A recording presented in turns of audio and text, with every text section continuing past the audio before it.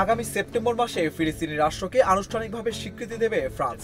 দেশটির president Emmanuel Macron এ ঘোষণা দিয়েছেন। এর মাধ্যমে G7 ভুক্ত কোনো দেশের প্রথম স্বীকৃতি পাচ্ছে ফিলিস্তিন। স্থানীয় সময় বৃহস্পতিবার রাতে এক্সে এক পোস্টে ম্যাক্রো বলেছেন, নিউ ইয়র্কে জাতিসংঘের সাধারণ পরিষদের অধিবেশনে ফিলিস্তিন রাষ্ট্রকে আনুষ্ঠানিকভাবে স্বীকৃতির ঘোষণা দেওয়া হবে। ফরাসি প্রেসিডেন্ট লিখেছেন, আজকের জরুরি প্রয়োজন হলো গাজায় যুদ্ধের অবসান এবং বেসামরিক জনগণকে উদ্ধার করা। শান্তি সম্ভব, অবিলম্বে যুদ্ধবিরতি, সমস্ত জিম্মির মুক্তি এবং গাজার জনগণের জন্য ব্যাপক মানবিক সহায়তা প্রয়োজন। মধ্যপ্রাচ্যে ন্যায়সঙ্গত ও স্থায়ী শান্তির প্রতি ঐতিহাসিক প্রতিশ্রুতির অংশ হিসেবে আমি এই সিদ্ধান্ত নিয়েছি। ফ্রান্স ফিলিস্তিন রাষ্ট্রকে স্বীকৃতি দেবে। আমাদের অবশ্যই হামাসের নিরস্ত্রীকরণ এবং গাজাকে সুরক্ষিত ও পুনর্নির্মাণের নিশ্চয়তা দিতে হবে। ফরাসি প্রেসিডেন্ট আরও লেখেন, আমাদের ফিলিস্তিন রাষ্ট্র গড়ে তুলতে হবে।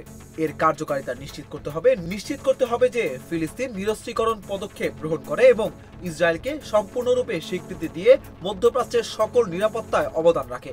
এর কোনো বিকল্প নেই।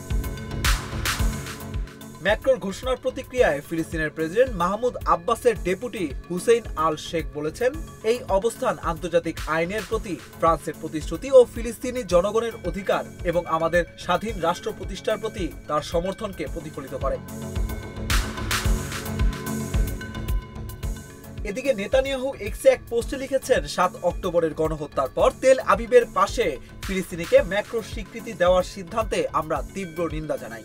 এই পরিস্থিতিতে ফিলিস্তিনি রাষ্ট্র ইসরায়েলকে ধ্বংস করার জন্য পদক্ষেপ। গাজার স্বাধীনতাকামী গোষ্ঠী হামাস ফ্রান্সের সিদ্ধান্তকে সঠিক ও ইতিবাচক পদক্ষেপ বলে অভিহিত করেছে। একই সঙ্গে বিশ্বের সকল দেশকে ফ্রান্সের নেতৃত্ব অনুসরণ করার আহ্বান জানিয়েছে। বর্তমানে জাতিসংঘের 193টি সদস্য রাষ্ট্রের মধ্যে 140টিরও বেশি ফিলিস্তিন রাষ্ট্রকে স্বীকৃতি দিয়েছে। স্পেন এবং আয়ারল্যান্ড সহ কয়েকটি ইউরোপীয় ইউনিয়নের দেশও তাদের মধ্যে রয়েছে। কিন্তু ইসরায়েলের প্রধান সমর্থক মার্কিন যুক্তরাষ্ট্র এবং যুক্তরাজ্য সহ মিত্ররা ফিলিস্তিনি রাষ্ট্রকে স্বীকৃতি দেয়নি।